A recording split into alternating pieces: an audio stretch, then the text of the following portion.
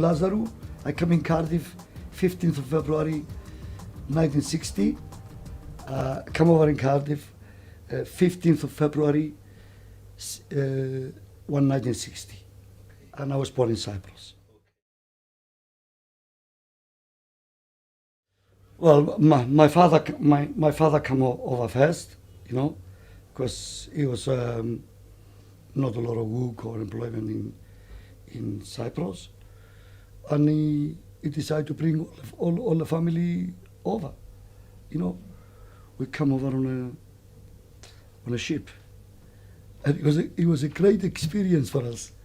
Great experience, because the place where we used to live in Cyprus, it was more towards although it's not a very big country, it was more towards the mountains, which my father and my grandfather and all the family, they're all farmers and shepherds, you know.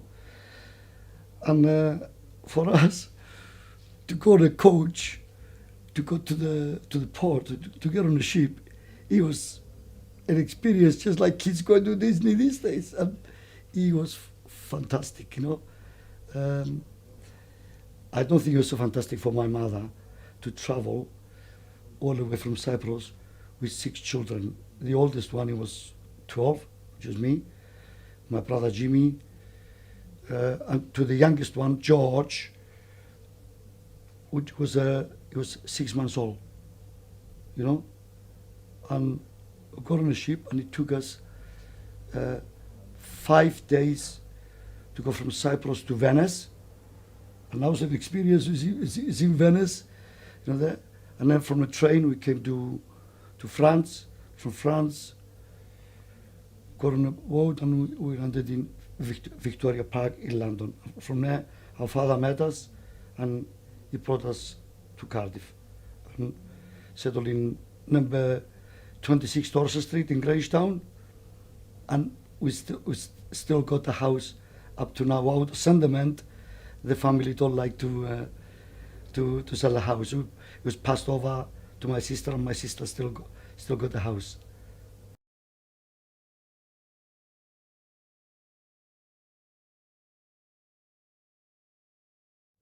Quite hard. Certainly we didn't have the things the children got now. We were just happy to go to school, have a plate of food, but it was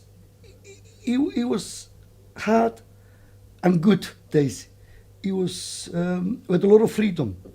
We used to go home, have something to eat, and we used to wander around in the mountains, in the fields, in everywhere without. There was no communications then days, you know. So we just disappeared, and we turn up wherever we turn up, and it was good. That was and I can still remember now, you know, places that I walk, and I when I was 6, 7 years old. You know, I used to sleep on the mountains with my grandfather when he used to take the sheep and the goats out during the summer. And I used to sleep up in the mountains, and I used to get a little blanket like you see the cowboys now. I used to wrap myself in a little blanket, and I used to sleep, and it was so, I could reach and touch the sky almost, you know, because it was so clear and so nice. I'd get up in the morning and have maybe some grapes with cheese and some bread, and you know, that was the only thing that we had to occupy ourselves. Well, hide and seek, it was number one, you know, because you didn't know money or anything like that with all the brothers and all the neighbors, you know. Hide and seek. Go up in the mountains to find a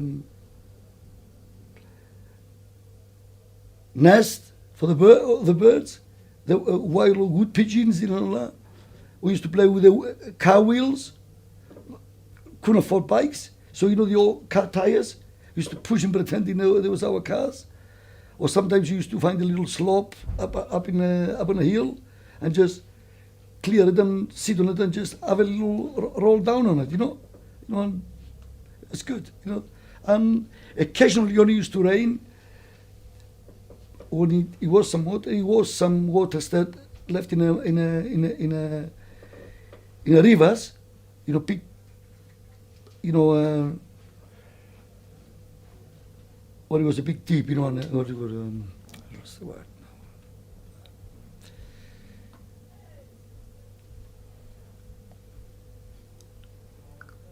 It's gone. The word is gone.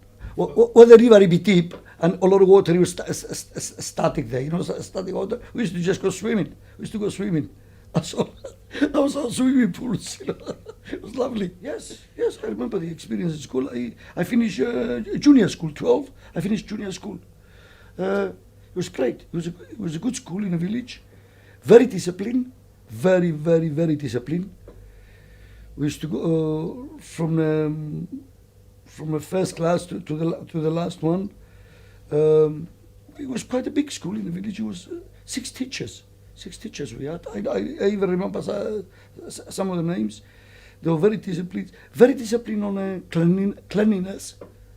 Number 1 was cleanliness. The hair, if the teacher went like this, if you could pick it up, you used to have a haircut. Number 1, all over. Number 1, because you look clean.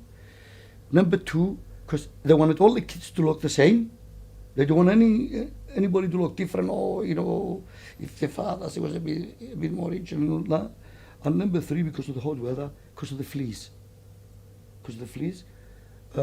Once a week we had inspection on our nails, how clean it was and how cut. With a handkerchief, the teacher had to go around and just put your hands on there like that. And then homework from the first class to the last class, we all used to do homework. And they used to emphasize and used to teach us English then, because I said Cyprus was a British colony, and they did teach English because Cyprus is spoken as a second language, you know, or even more or less near enough a first language. So the emphasis, he was very strict education, he was very good, high standard education. Arithmetic, what they call it maths now, we used to learn maths. I'm pretty good with figures, you know. If you ask me the percentage of that, or thousands, or my grandson and my kids know, they say, "So, Tata, how'd you work that out?" He says, "Because we learn maths in school, our timetables and everything.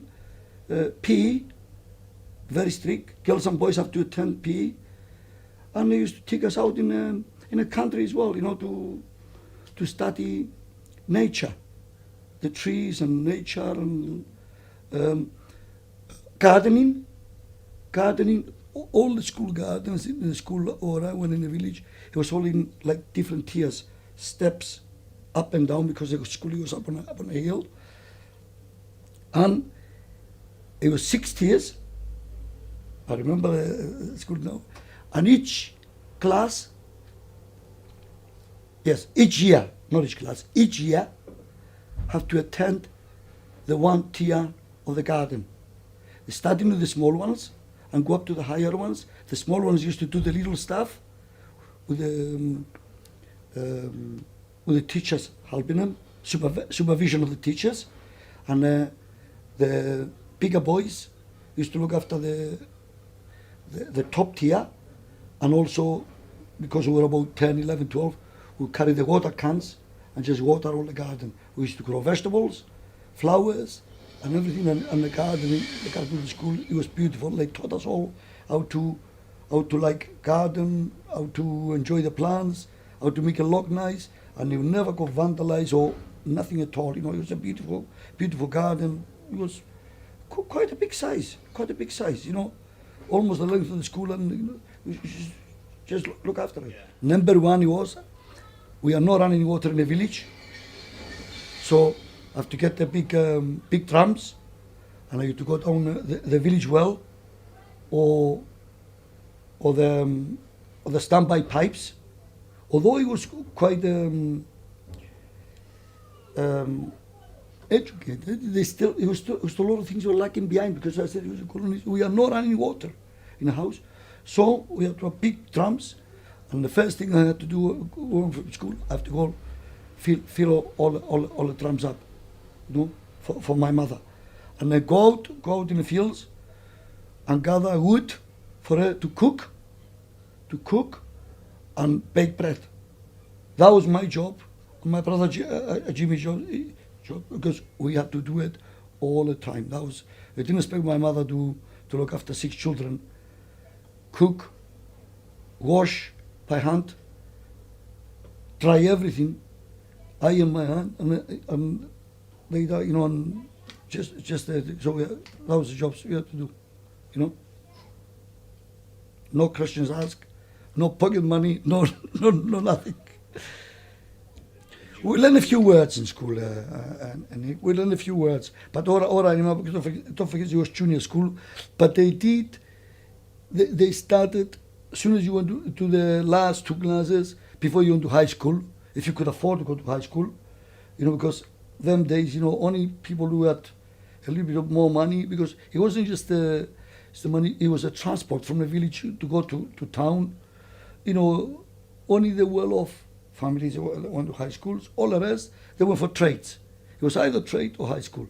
But I did remember our teacher standing, just I can see you now, Anna, Mrs. Anna, says, go to, you sit there in the class, and you would turn around and he said to me, Steve, Stavros, you know, go to the door.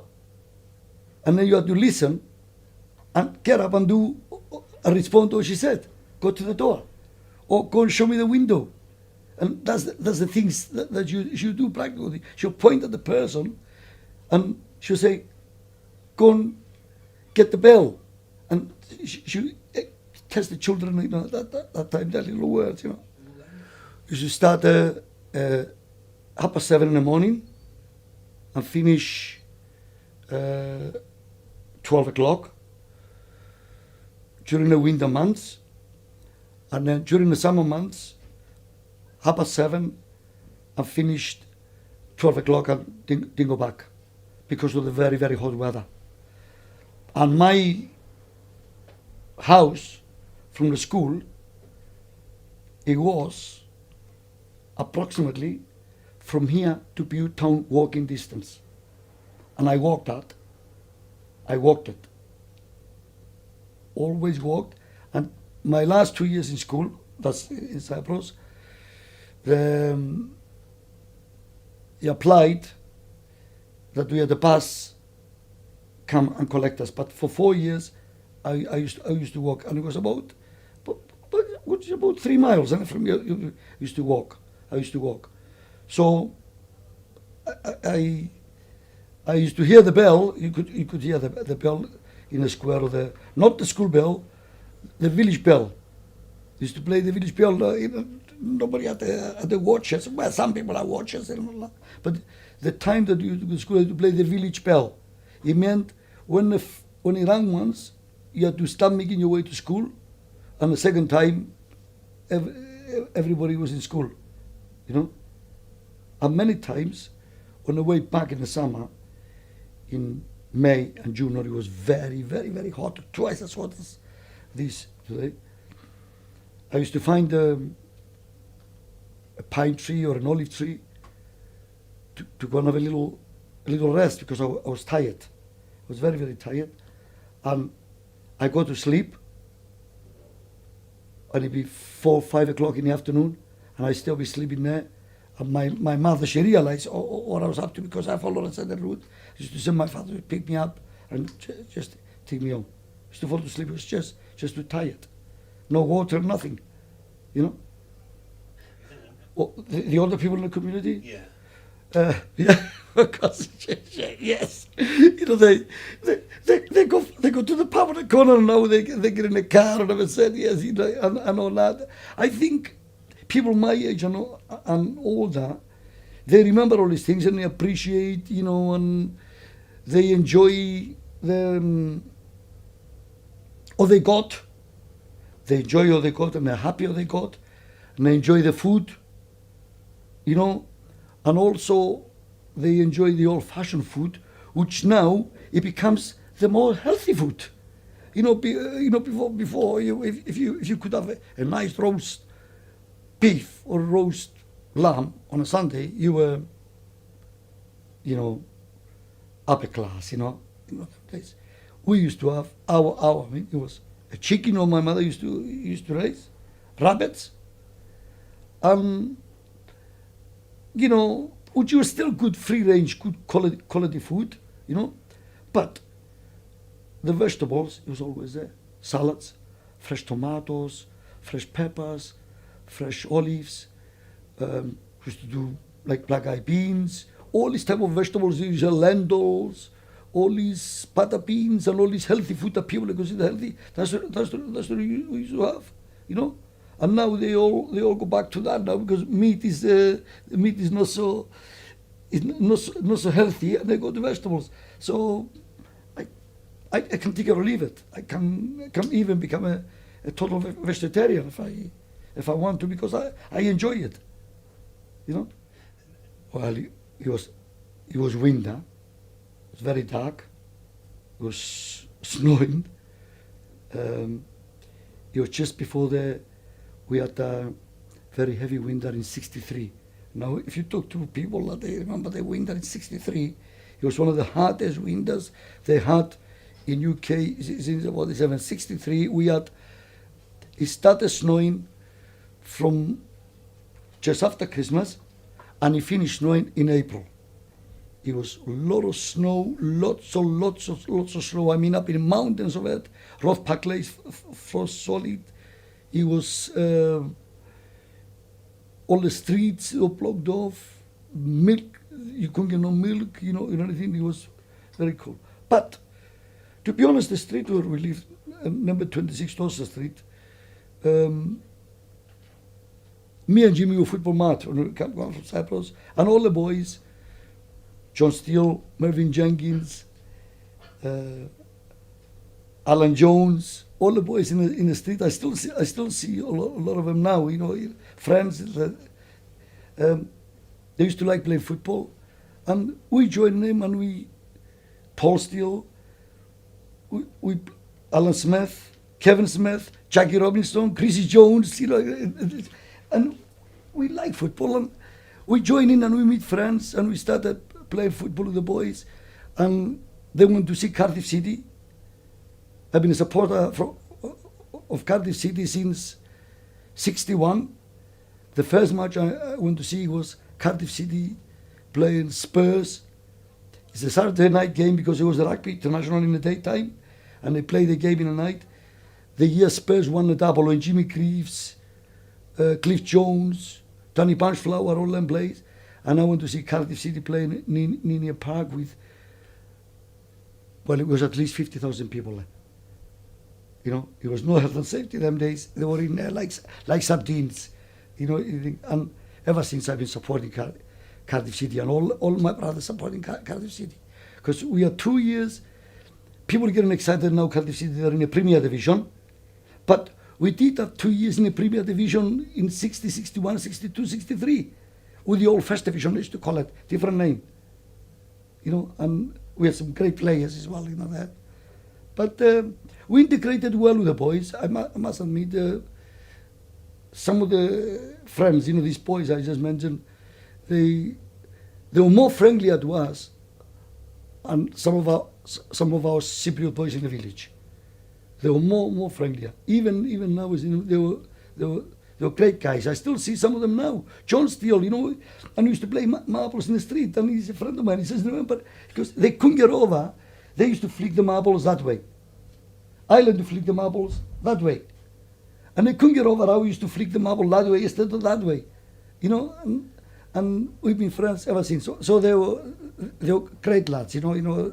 I said, we made more friends here, and some of our friends in Cyprus. And they were genuine friends, people that we still see up to these days. They were customers, but they were also very, very good friends. That we socialize with them, you know, and everything, you know, really nice, you know. To me, Wales is I don't know if Wales is the first home or Cyprus is the first home, but I think Wales. I say Wales got the age than Cyprus. You feel, because I was born in Cyprus, I think that's just natural. You have that happen with everything, even in nature, in birds. You know? But I think Wales is more for me. And even my wife, you know, she's been here 45 years. She says, I could live in Cyprus now. You know, I love it here. I love the people. Yeah, some incidents, you know, narrow-minded people and all that. But I think overall, you know, it's great. You know. I went to Ninian Park School, obviously, that. And at just over 14, nearly 15, them days, if you didn't want to go to college or progress your education any higher, and you had a job to go to, they will let you leave. So even if you're 6 months short of your 15th, it was no point you having you in school for 3-4 months and then having you to go back again, because they knew. So it was good in a way, and what's the point having you there for another year? It depends on when you're born. I was born in August, So my father said, "What do you want to do?" Well, my English wasn't too bad by then. I learned a little bit. It was a little bit better. I said, "Dad, it's 2 things that I want to do. I like to create things. Either I want to become a master tailor, which it was very creative, or I want to become a barber, because that was creative as well." Well, master tailor, my father went to see a guy in Church Street, opposite St. John's Church, called Goodfellow and French. Very expensive tailors. Where the harvester is now, upstairs. And he said, "Oh, sorry, we don't want to." And them days you have to pay as well to become an apprentice. You have to pay. You have to pay money. Your father have to put something down, to become an apprentice. They don't want you to waste the time. And after that, my father used to go down the Creek Cafe in Bute Road. He met a guy called Harry Musulu. He had a shop where let's just try to think now, where John Lewis is now, a little bit further down, Bridge Street. That was the whole Bridge Street, by Rabots. And he says, "Oh, bring him along, to come along." I said, "No wages, you have to pay." I went there the first week, and can I just say before that, my mother, she became very, very ill. She nearly died. She died when she was 47, but previous to that, when she was 33, she became very, very ill, and she nearly died. She was almost, they gave it her last rites. And my father had to work, he had no choice. And being that I was the oldest, I was 13 then at the time, I was almost the mother of all my brothers. I hoover, I washed, I iron, I made sure all my brothers go to school. Some of them, they went to Cod Meat, and some of them to Union Park. Some of Fitzalana, we came after. So I had good experience about looking after the house, and all that day. I wasn't sort of one of these kids. So when I went to my first job as a trainee barber with Harry, and it was 4 people there, Harry, Salvatore, Herminio, and Paul. He said to me, "Your job now is to sweep up and clean." What do you do? "Oh, I sweep up and clean." I had that shop spotless. That shop, it was almost like you could eat off the floor. And he liked it. My boss really liked it. And he said, "I'm also going to give you £1.25, £1.25 a week wages as well for that." So instead of my father paying him. And he just got married. He had a little daughter called Elena. She still lives in Whitchurch Road. And every Wednesday we used to close half day. I used to babysit for him, and he used to take me and his daughter, and we go to Pontypridd Market, because it was a very big thing. Pontypridd Market them days, it was a very, very big thing. And I was so keen. Within about, I used to tell all my friends, and all my friends used to play alleys and all, like, "Come along and I cut your hair for nothing, I'm learning to be a barber." And they all used to come there. They all used to come. And 2, 3 of them, they still come to me now. His name is Peter Chico, Peter, Spanish, from down the docks. The Pineys, Peter Piney, Alan Piney, and all that. Reginald, I said, "I know." They used to come to me, boys, "I cut your hair for free," and I used to cut their hair. And within 6 or 9 months, I was cutting hair almost as good as some of them boys there, because I loved it. And I loved talking to the customers about Cardiff City, about the football, the atmosphere of the salon. And I used to get good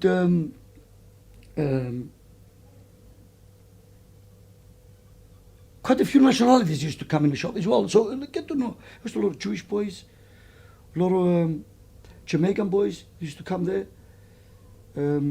What's his name? Johnson used to come there. Johnson. Israel, kind of, and I got to know good people there as well, and always listen to the conversation. I remember in '63 when Kennedy got shot. No, Martin Luther King first, and then it was Kennedy, and then Muhammad Ali came to the scenes in '64, and they're all listening about talking about the boxing and Henry Cooper, and all that. So you picked up a lot of conversations about that. So it was fantastic, there. And I had an opportunity to open a little shop in Splot, St. Gua Street, for £60. This guy, he wanted to go to America, and he said to my father, "Can you buy the shop for £60? My father didn't have no money, not £60. So I went to see a friend of his in Caroline Street, Theo. He owned Dorothy's Fish and Chip shop. Good Cypriot man, And he said, "I'll lend you the £60. And I got the shop, used to pay £1.20 rent, and I was making about £11 a week. £11 a week, them days, it was good money. I'm talking about 65 now, 64, 65. My father used to work for Astis on a corner, very busy shop. And his wages, it was £11. So I used to make £11. I used to give the rent to the lady, and for that, it was £1.25. For that, she used to make me an afternoon tea and a cake and a biscuit. Mrs. Cummins. And I got the money every night on the table. It wasn't my money. Them days, Nick, everybody worked for the family. The father worked for the family. The older sons worked for the family. The mother worked for the family. Everybody done something. Everybody won. And my father used to give me, I think, maybe £1, and that was my pocket money, money that I was happy. And my transport, it was a push bike. I was happy. It was a push bike. I loved it. I used to cycle from Grangetown to Splot, where the Splot market used to be first, before they moved it down the bottom. And I cycled all the way back. And then in our house in Grangetown, we had a shop as well. And my brother Jimmy came in after, and he was learning a little bit. So I think my father said, we'll open a shop. We tried in Grangetown, because all your friends are from Grangetown. Maybe we do all right. We'll open a shop in Grangetown, and Jimmy went down Splot. But he wasn't very successful. It was just a neighborhood. I was willing, I knew it, but he wasn't a very good business venture. So it wasn't so good. So I said to my dad, I think we're wasting our time here. We better close the shop, because we're not doing good at all. Not even making enough to cover the expenses. So I said, I want to go back to town again. I work in town. And I went to work on a haze, exactly what John Lewis is now. Where you go to the parking entrance, where you park, the shop, he was there. He was Mike the barber. He was a Cypriot as well. And he said to my father, well, I know the boy is good. It was at the time when the long hair began to come in, and the fashion started changing. Barbers, you start getting a bit old-fashioned, and sort of hairdressers and more artistic people, they were coming in. That's when Sassoons made a scene, with all Sassoons and all them. And I went to work for him, and he gave me £10 a week, which was okay. My brother Jimmy was running the shop in Splot, so he was making 10, and I was making another 10, which was still 20. And I worked there for a year.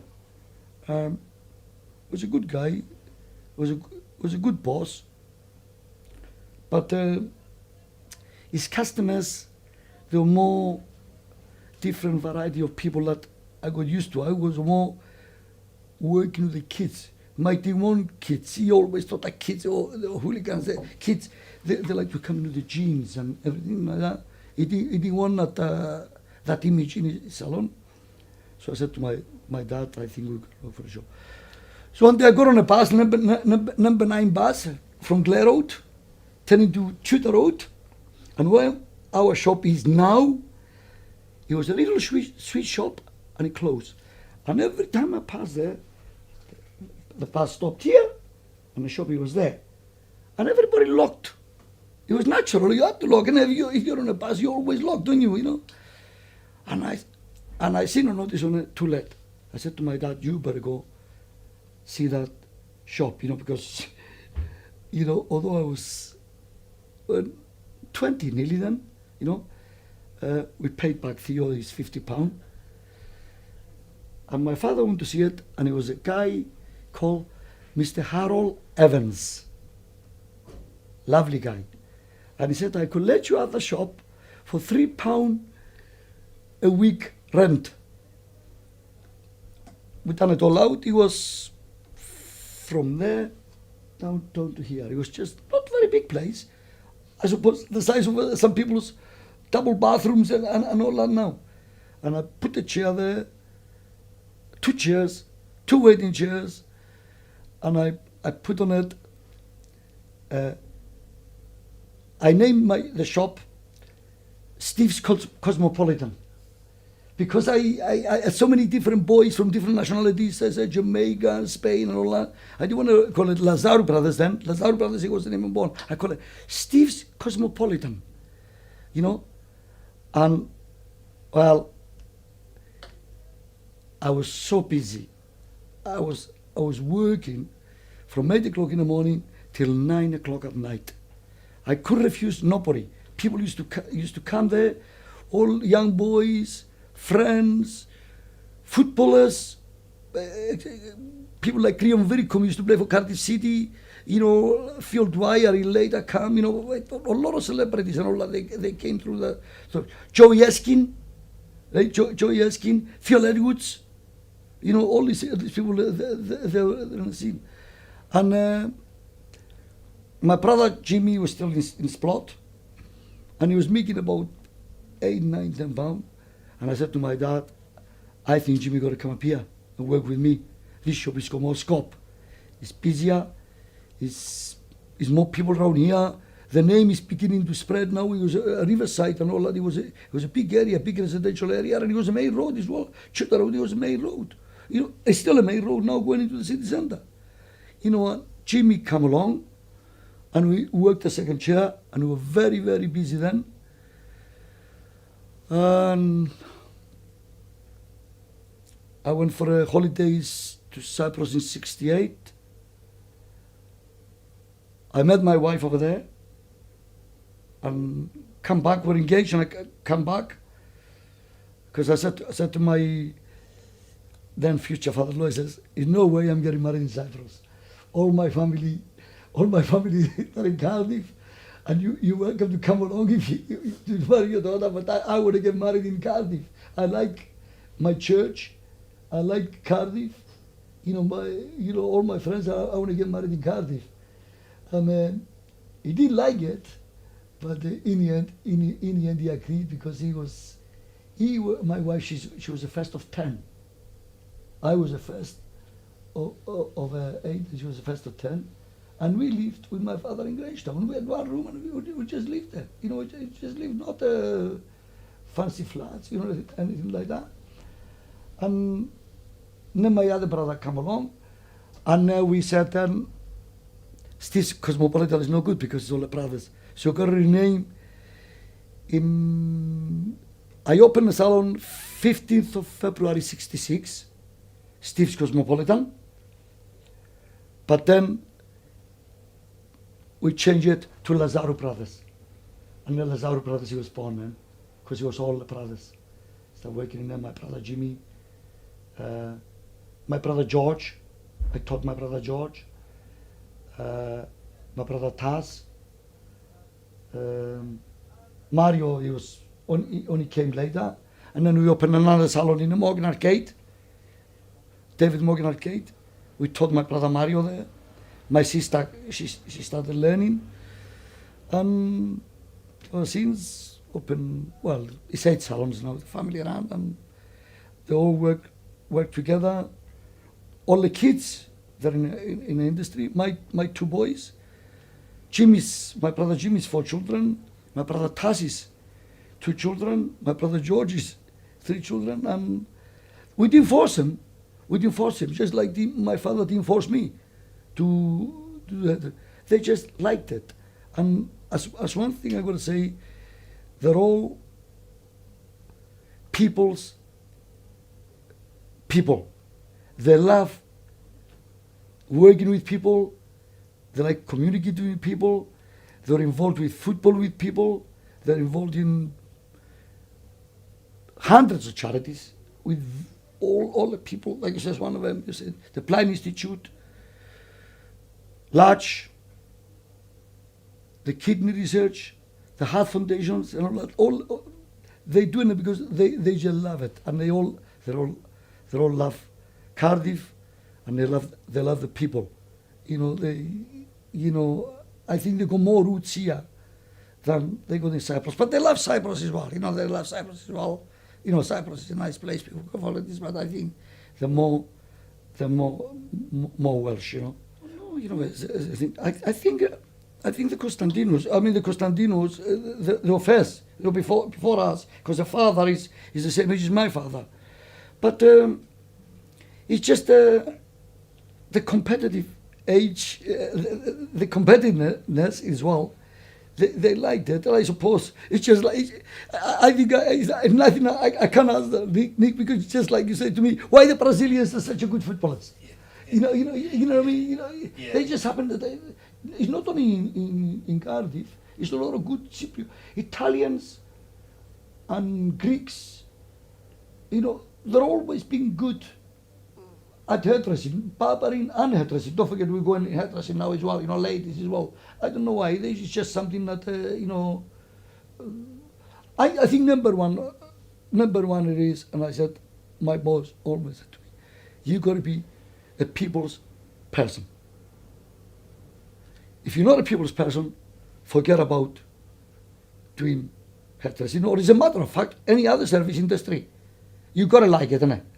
How can you walk in a hairdressing shop or in a restaurant or a fish and chip shop to buy a nice meal after you've been working hard all day and you see a miserable face behind the counter and puts you off your food? And that's so you got to like people. And also as well, Nick, it was more or less the next best thing to education then.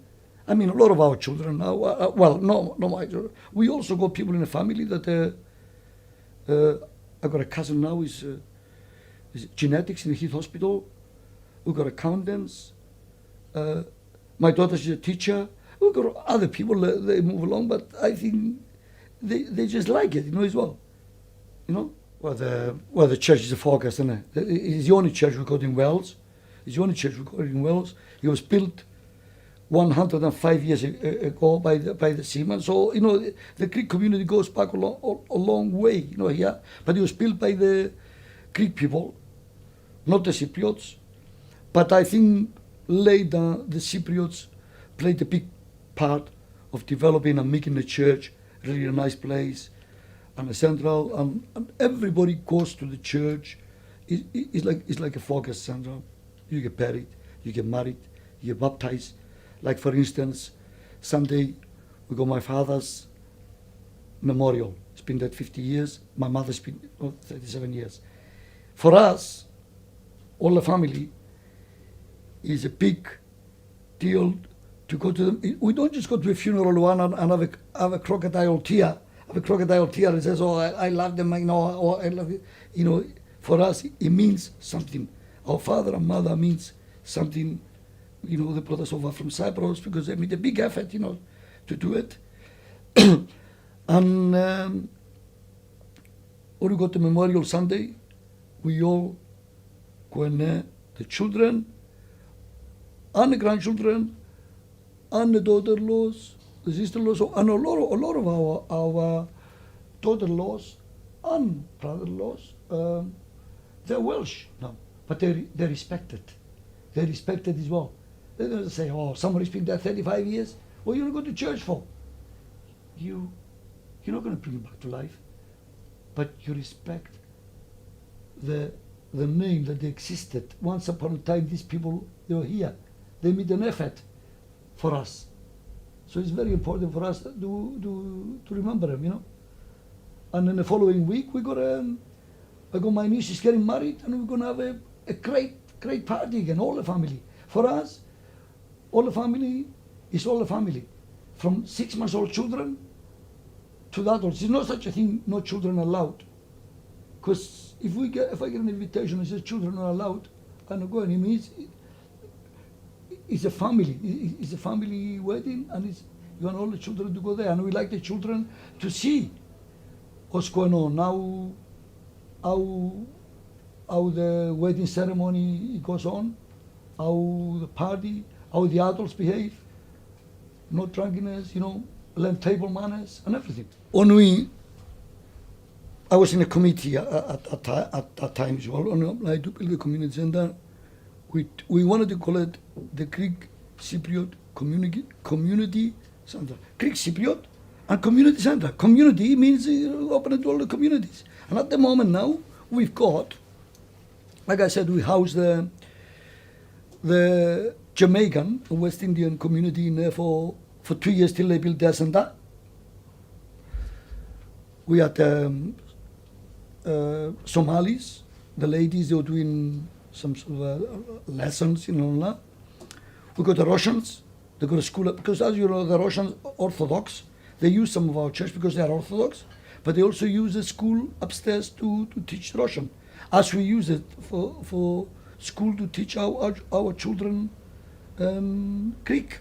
That's used as the school as well, upstairs with 3 classrooms, with a teacher sent over for us from the Cypriot government, the Ministry of Education, and children, they got an opportunity to go to school from Monday to Saturday to learn to speak Greek. So at least to learn where they come from, It's a culture. It's a culture in a community center.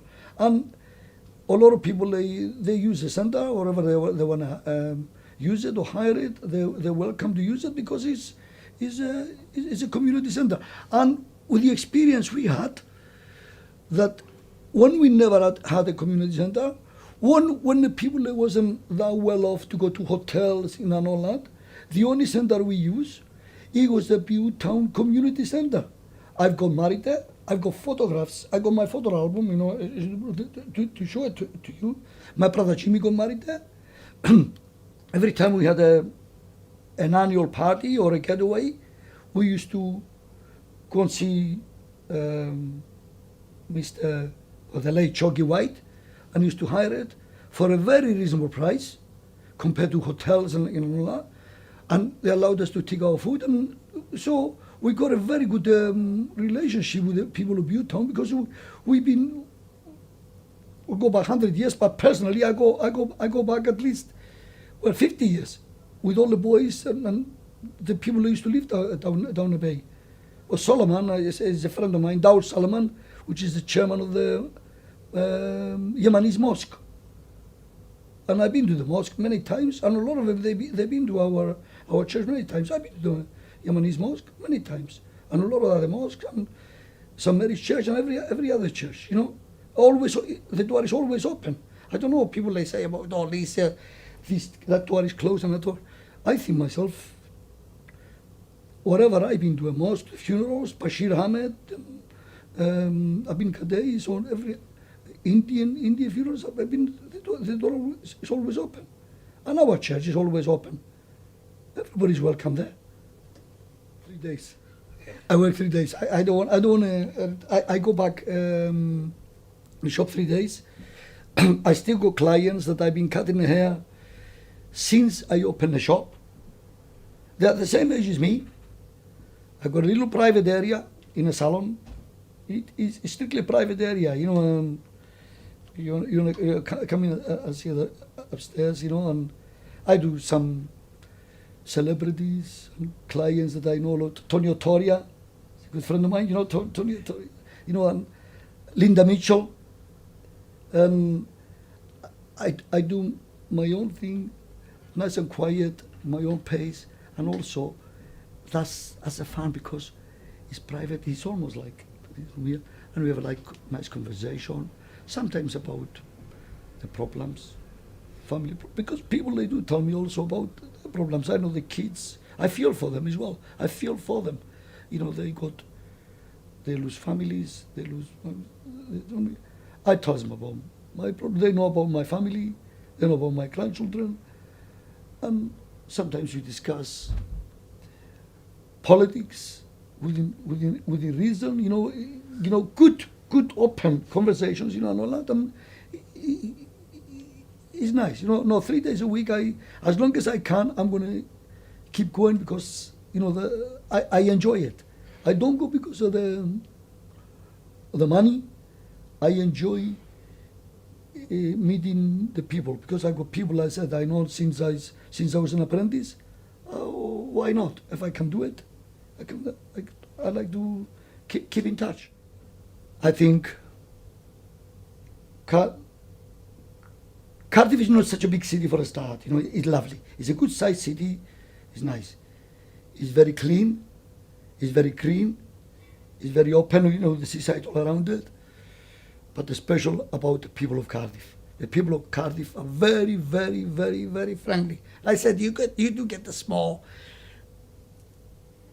person that is narrow-minded, but I think overall people are friendly. You walk down in any street and say hello to a person, and they stop and they talk to you. They're very, very, very friendly. Oreos. It's clean. It's not hassle. Not much traffic in Cardiff. You know, like compared to London or Athens or Rome. You know, places like that. You know. But I think mostly Cardiff is very, very. It's very, very. Especially the Welsh people are very, very friendly. Oh, definitely. Because you know people they talk about racism. I don't think it's such a thing as racism. It's ignorance more than racism. You know, I think when you see somebody in different color or different religion, I think it's more ignorance. I think if you approach people to find about the customs, why not? I like to know about other people's customs. Sometimes I get Muslim people. They come in my salon, and I know when it's the Ramadan, and I said, Eid Mubarak. I said, I say that.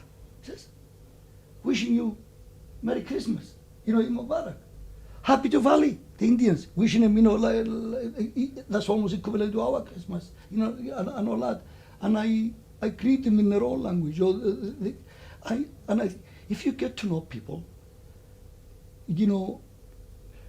you kill a barrier. Is a way that people they say is racism, isn't it? You got to get to know people. Religion is nothing. Religion is not. Everybody got their own religion, their own custom. You like blue, I like brown. It's almost like when you go in Peacocks now across the road and you choose that shirt and I choose that shirt. It's almost like a taste. And also, if you have a look now, when I first came in Cardiff, you could go to a fish and chip shop. What do you get? Fish and chips, pie and chips, sausage and chips, and sausage roll and chips.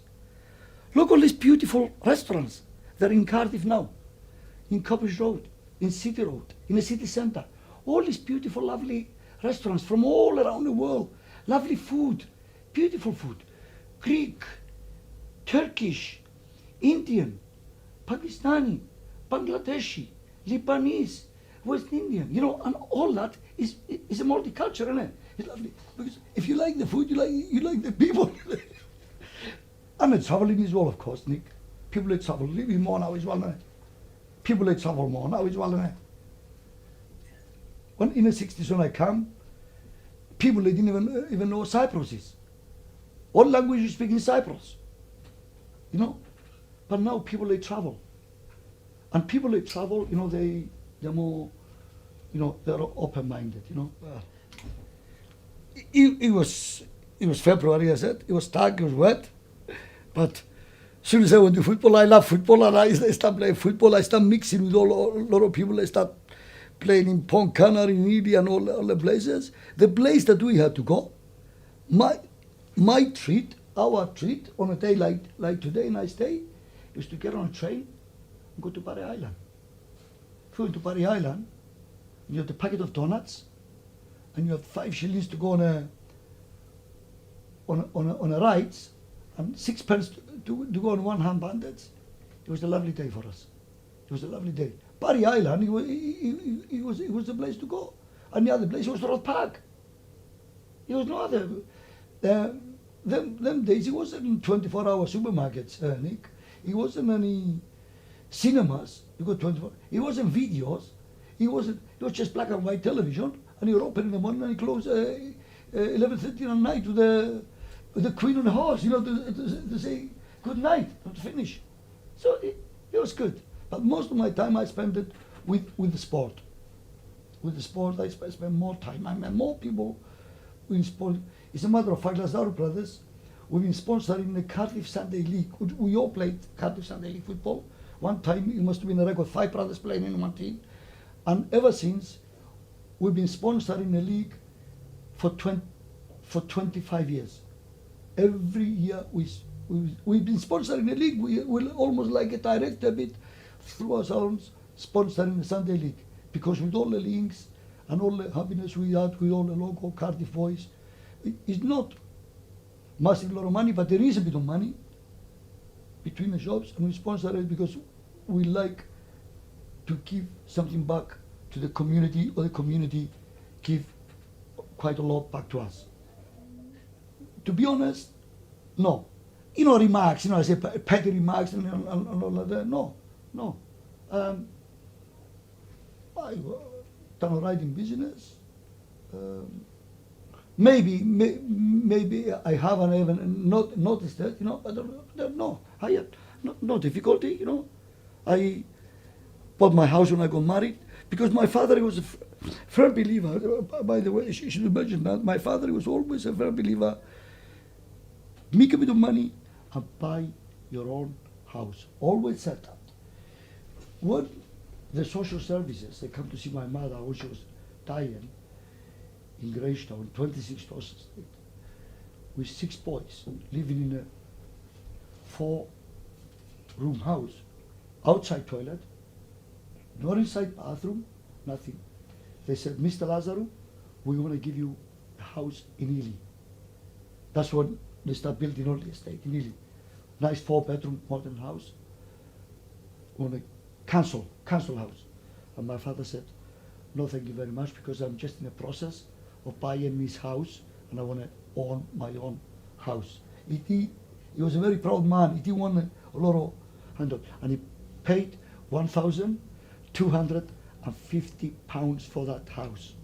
He bought it of Mr. Musulu, and he put £200 deposit, you know, and he bought the house outright. And I said, because he didn't want no council houses, and he always advises us, whenever you get a chance, please don't go into all this, save up whatever you can save and buy your own house. And when I got married, Nick, and I had £200, and now it's a gift from my wedding, from the community, because we got a tradition in Cyprus that people, they don't buy you presents. The bride and groom, they dance, and I don't know if you ever seen it, they pin money on you. They give money, all right? And out of that, or I've saved a little bit, I had £200, and I bought my first house opposite my father's, 33 Dawson Street, for £1,800, and that's why I built my way up, selling it, making a bit of money, selling it, making a bit of money, selling it, making a bit of money, till I built my way up.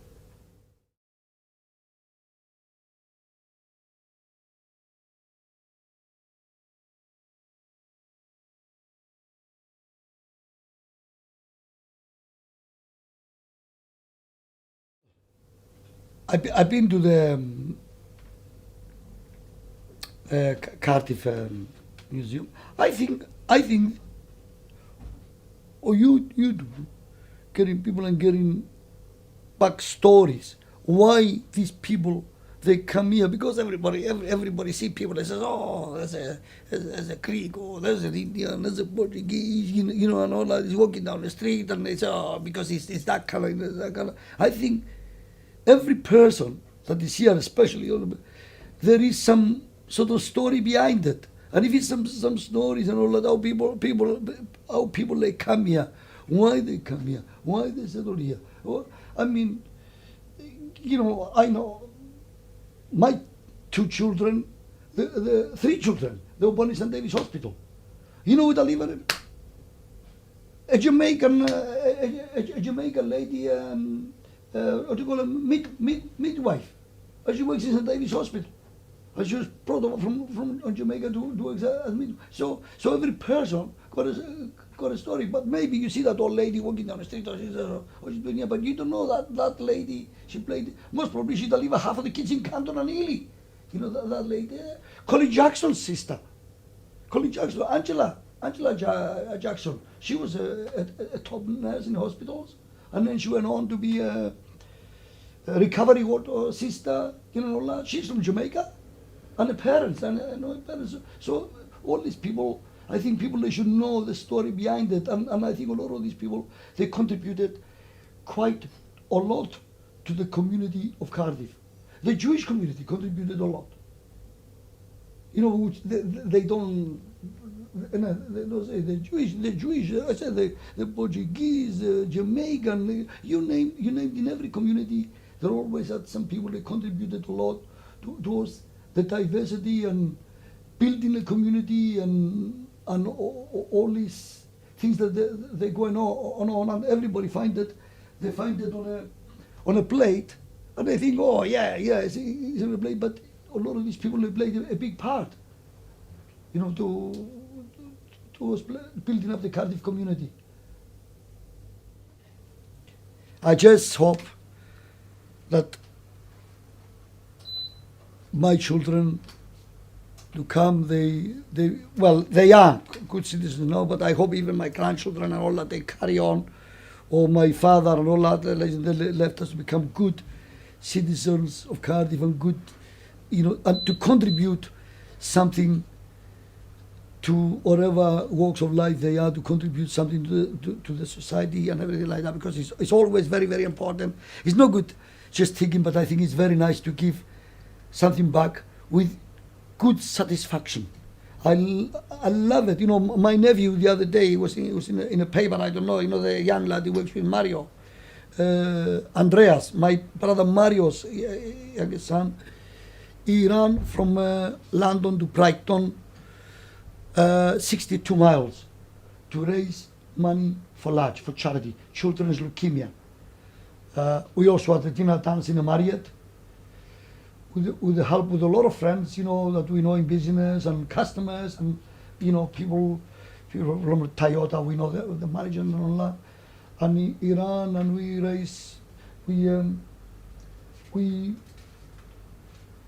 sold raffles and we sold whatever we could and get our hands on. And the last count they had 3 weeks ago, it was in a paper, Andreas, and he's only 23 and he's a young lad, I think that he ran and he couldn't even walk for 2 weeks, and he raised nearly £13,000 to give to large unit in a health hospital now. There used to be a Landoc, which is, for me, when you pick up the paper, and Lazarou contributed to that, not the money, but because he done a big effort, I think it's worth lots. It's worth lots. I was so proud of him, and because his father done it, his uncle done it, and they all done it, and it's nice to see the young ones now doing it as well and contributing something towards the community. Because it's not just the money, it's how you go about doing charity, Because if somebody said, oh, I want £10, and you put your hands in your pocket, charity is how you go about and getting other people involved and bring bring something into life because we had somebody from large that give a talk. How much suffering people, families go when they see a child in front of their eyes dying, and the doctors and the nurses are doing everything they can to save the child, to make the life of the child comfortable. And that's the issue, isn't it? Not the money, is it?